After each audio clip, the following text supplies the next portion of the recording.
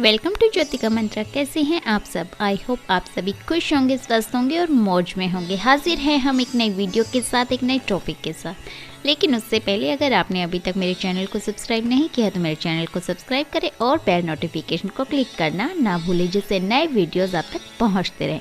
और अगर वीडियोज़ अच्छे लगते हैं तो इन्हें लाइक और शेयर अवश्य करें। तो चलिए चलते हैं हमारे आज के टॉपिक की तरफ। आज हम आपके लिए लेकर आए हैं देवउठनी एकादशी की व्रत कथा। आज हम आपको सुनाएंगे 2 व्रत कथाएं। आप इन दोनों में से कोई भी सुन सकते हैं या फिर दोनों सुनकर देवउठनी एकादशी पर इन दोनों को सुन सकते हैं। तो चलिए शुरू करते हैं पहली कथा। एक राजा के राज्य के सभी लोग एकादशी का व्रत रखते थे। प्रजा तथा नौकर चाकरों से लेकर पशुओं तक को एकादशी के दिन अन्न नहीं दिया जाता था। एक दिन किसी दूसरे राज्य का एक व्यक्ति राजा के पास आकर बोला, महाराज कृपा करके मुझे नौकरी पर रख लें। तब राजा ने उसके सामने एक शर्त रखी कि ठीक है रख लेते हैं, किंतु रोज तो तुम्हें खाने को सब कुछ मिलेगा पर एकादशी को अन्न नहीं मिलेगा।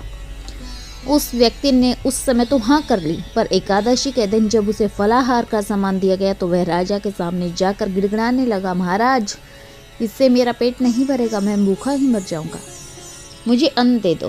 राजा ने उसे शर्त की बात याद दिलाई पर वह अन्न छोड़ने को राजी नहीं हुआ।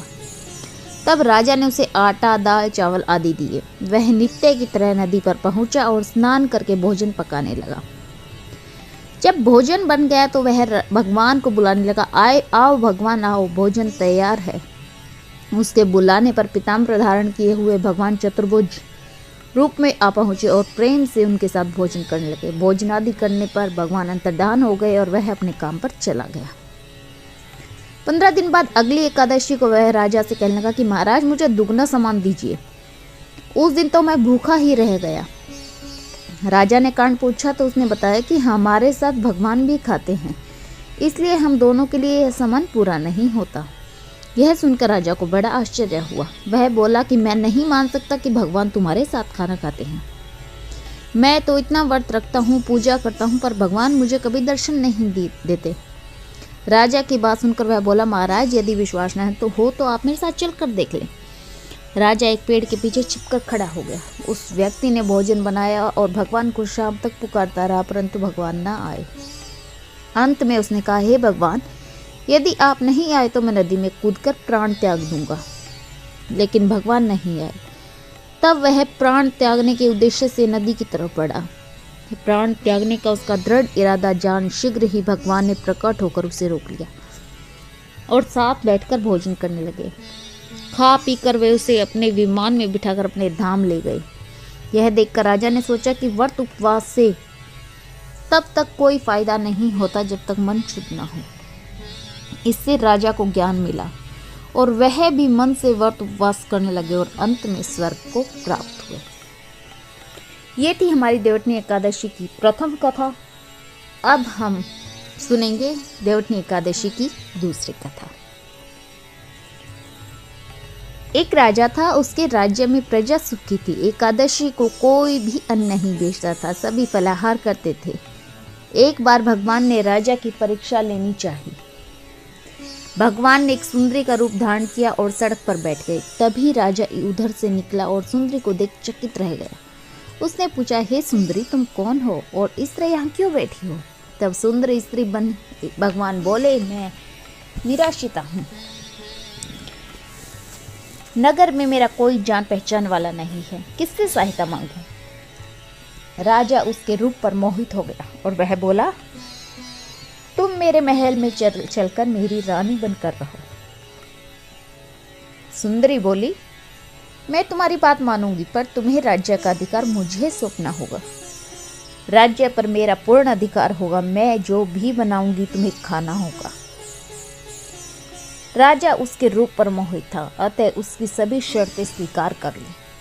अगले दिन एकादशी थी। रानी ने हुक्म दिया कि बाजारों में अन्य दिनों की तरह अन्न बेचा जाएगा। उसने घर में मांस, मछली आदि पकवान बनाए तथा परोस कर राजा से खाने के लिए कहा। यह देखकर राजा बोला, रानी आज एकादशी है, मैं तो केवल फलाहार ही करूंगा।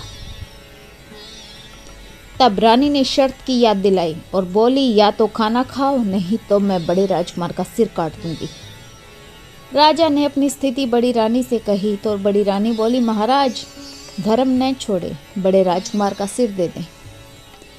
पुत्र तो फिर मिल जाएगा पर धर्म नहीं मिलेगा। इसी दौरान बड़ा राजकुमार खेल कर आ गया। माँ की आंखों में आंसू देखकर वह रोने का कारण पूछने लगा तो माँ ने उसे सारी वस्तु स्थिति बता दी। तब वह बोला, मैं सिर देने के लिए तैयार हूँ, पिताजी के धर्म की रक्षा होगी, जरूर होगी।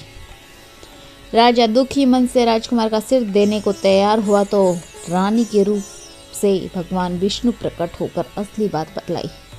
राजन, तुम इस कठिन परीक्षा में पास हुए। भगवान ने प्रसन्न मन से राजा से वर मांगने को कहा। तो राजा बोला, आपका दिया सब कुछ है, हमारा उद्धार करे। उसी समय वहां एक विमान उतरा। राजा ने अपना राज्य पुत्र को सौंप दिया और विमान में बैठकर परम धाम को चले गए।